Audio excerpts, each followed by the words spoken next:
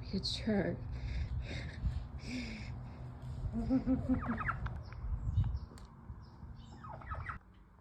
Good morning. So we're gonna make Pop-Tarts today. I have grape jelly left over from farm school and pie crust left over from farm school too. We made apple pies last week. So the extra apples I freeze dried for little snacks, and the pie crust we're gonna make Pop-Tarts. Here we go.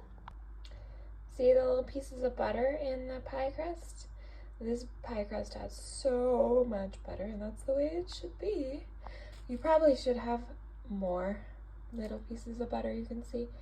The kids were the one mixing, so they really liked the blender and maybe got a little overzealous with the mixer, but the least amount that you mix it after it comes together, the more of those little tiny pieces of butter that you'll have that'll melt as they cook in the oven and give you that wonderful flaky.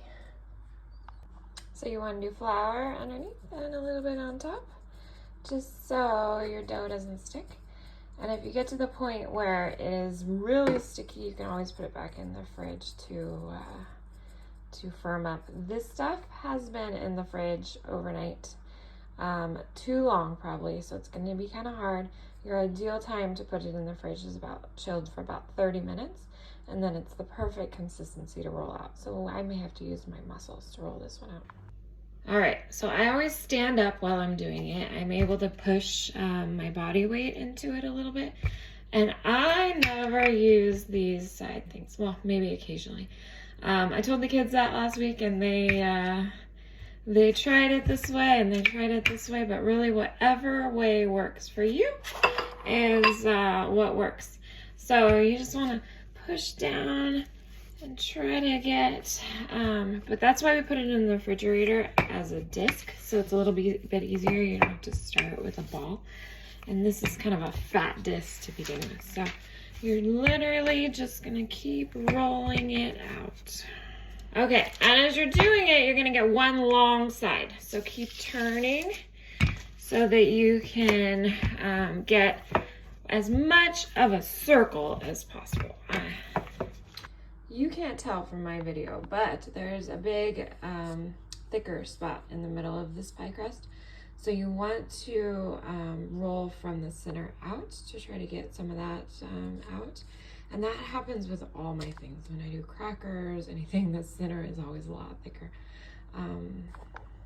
So sometimes you get this, where it's kind of sticking to your rolling pin. You can add more flour.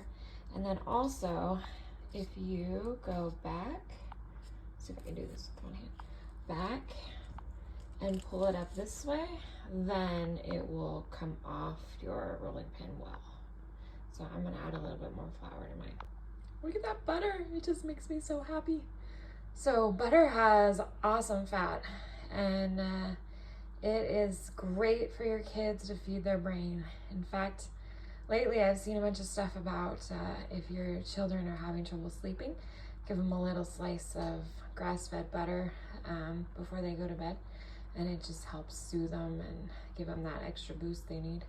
Okay, we gotta get to dance. My Saturdays are filled with dance, and I have to feed them breakfast first, so I'm kind of in a hurry. So that one is good enough. You want about the size of a nickel on your dough. This, of course, is homemade dough, but pie crust from the store, no worries with that until you get everything else down. You can't start with everything at once. And this is my new favorite tool. I bought it for the kids to make Cheez-It crackers.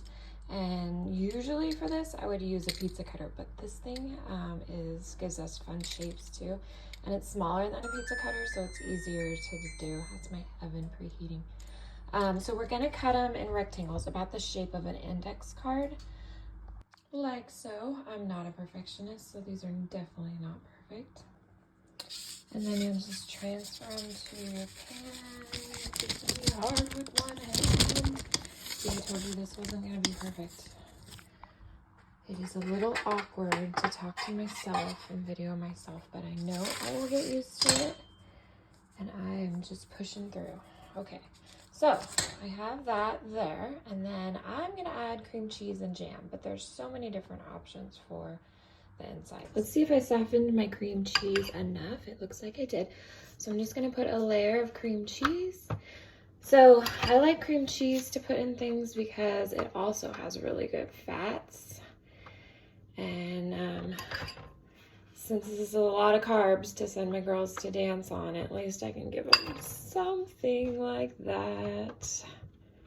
There you go, kind of spread with cream cheese. Now we're gonna put a dollop of this grape jelly. All right, a dollop of jelly.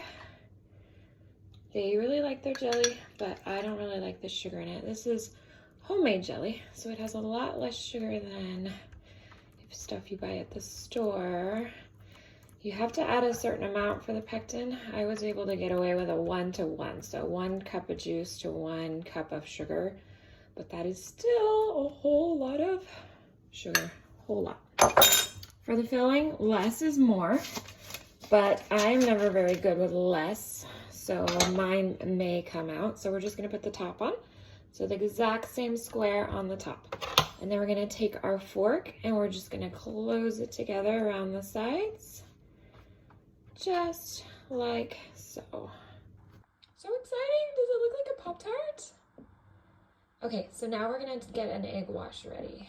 Okay, so an egg wash is literally 1 egg and a tablespoon of some sort of liquid, usually water or milk, but I'm using heavy cream because I like to sneak in the extra fat wherever I can. So then we're just going to mix this up and brush it on the top.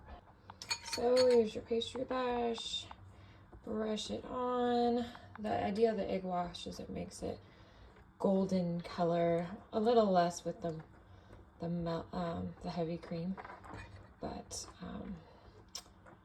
all right, that, and then I am gonna sprinkle on a tiny bit of coconut sugar just because then I can say I did.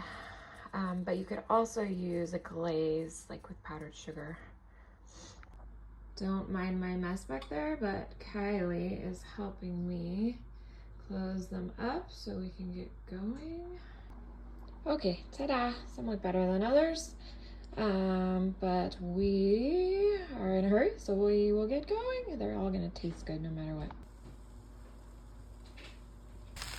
In the meantime, I'm making eggs for me. If I had my ideal world, the girls would eat eggs every day. I still make them pair some sausage for protein with their breakfast meal. And a little spicy sauerkraut on my eggs and some cayenne sprinkled, and it's perfect. All right, 18 to 20 minutes on 375. And there's the actual good breakfast back there.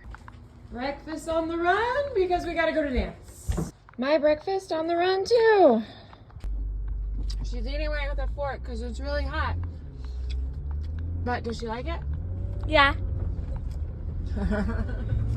We have to go.